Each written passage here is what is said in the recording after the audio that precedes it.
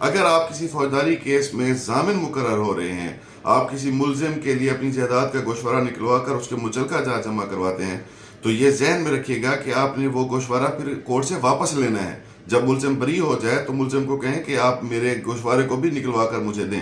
اگر آپ ایسا نہیں کریں گے تو آپ اس جائیداد کو آگے فروخت نہیں کر سکیں گے۔ جیسے ہی آپ فروخت کے لیے اراضی سینٹر یا پٹواری کے پاس جائیں گے تو وہ کہیں گے کہ آپ پہلے والا گوشوارہ واپس کریں، تب آپ کے نام نیا گوشوارہ جاری ہوگا فروختگی والا۔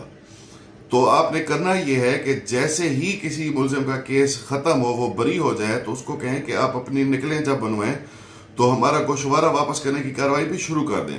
اس کی آسان سی کارروائی ہے کہ آرڈر کی کاپی لی جاتی ہے، اس گوشوارے کی بھی اٹیسٹڈ کاپی لی جاتی ہے، پھر اسی جج کو درخواست دی جاتی ہے کہ اب اس مچلکے کی ضرورت نہیں رہی، ہمیں واپس کر دیا جائے۔ زیادہ تر میں تو جج خود آرڈر کر دیتا ہے کہ جی چھوٹی جو ہے وہ ریلیز کر دی جائے گی۔ تو یہ کارروائی لازمی کریں، ٹائملی ہی اپنا گوشوارہ واپس لے کر واپس اراضی سینٹر میں جمع کرا دیں۔